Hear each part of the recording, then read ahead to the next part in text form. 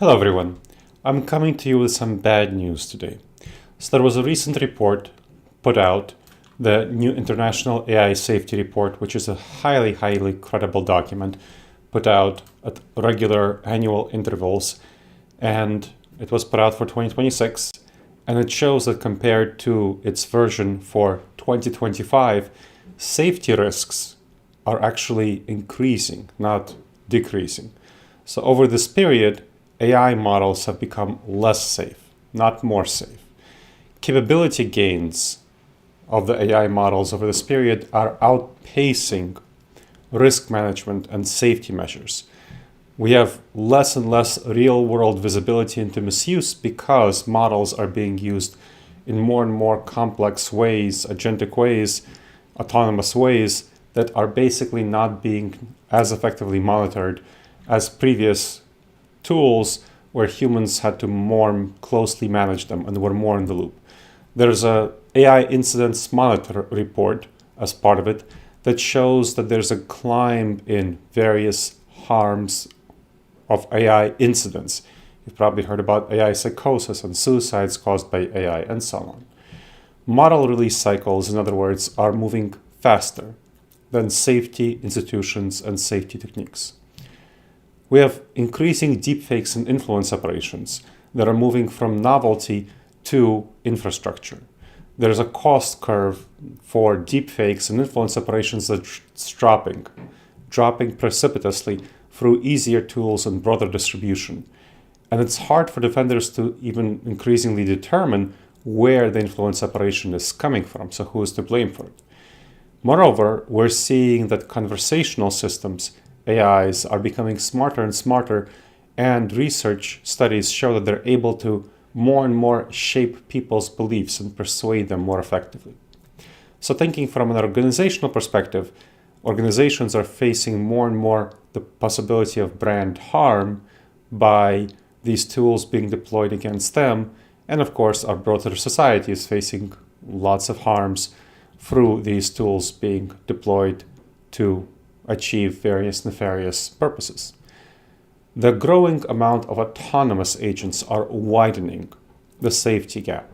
Models, for example, are learning to behave differently in a testing environment.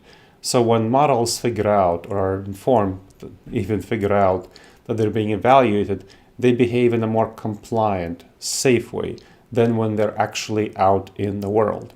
That makes safety monitoring even more difficult. So does the fact that there's post-training techniques. So after a model is trained, models are usually tested just when they're trained on their safety. But now AI engineers are adding more and more post-training inference techniques that are making the models better in terms of capabilities, but those capabilities are not measured and monitored from a safety perspective during the model testing process, because it's not where the model training process is where are being tested.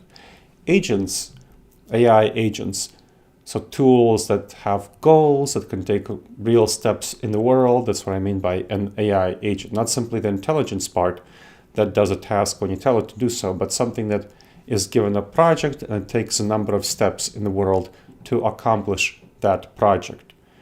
They are executing these workflows with many steps without pauses, which increases the risk of errors, and because humans are only supervising the beginning and the end, and so there's more and more risk coming in from the multi-step process of the models. Cyber risk is a particular threat.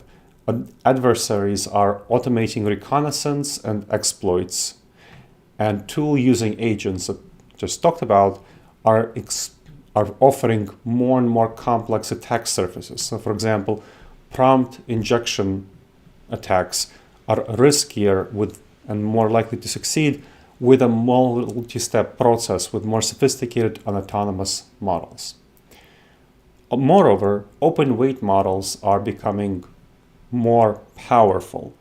They are closing the gap with closed models, which is definitely a serious threat because closed models, at least the AI labs can check on them. So for example, Claude Anthropic a few months ago, Anthropic discovered that its Claude tool was being used for hacking by Chinese hackers, and it was able to stop it because it had control over this tool.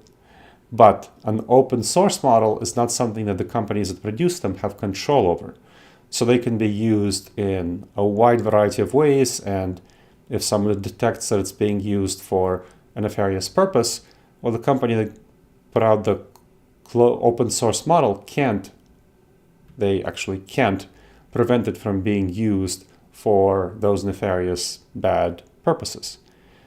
And also, open source models are much easier to jailbreak, meaning change them through fine-tuning, through tweaking them to make it so that any safeguards that they originally had on them, which companies released open source models with some safeguards, they can be easily stripped away. Whereas a closed source model, if the AI lab observes people trying to jailbreak them, they can stop those jailbreaks and they can prevent them in the future. So that is serious. For leaders, what they need to really be thinking about is operational discipline. You want to understand that reliability, for your system to be reliable, is going to be more important than ever. So more important than last year. It's going to be this year. Because the more complex system you have, the more opportunities there are for it to go wrong, and the more you rely on it. Moreover, attackers who are trying to probe your systems are going to be using more sophisticated techniques to try to attack your systems. So governance needs to be more and more of a priority for any company that wants to rely on AI effectiveness. You want to treat AI risk as a key operational discipline to survive and thrive in the new age. And of course, you can't do away with AI. AI is super necessary to be competitive and to succeed and to be effective and efficient, but you also need to manage these growing risks. I hope you enjoyed this episode of the Wise Decision Maker Show. Please make sure to subscribe wherever you checked out the show and leave a review. It helps others discover the show and it helps us improve the show. And if you have any questions, email me at gleb, Gleb, at disasteravoidanceexperts.com.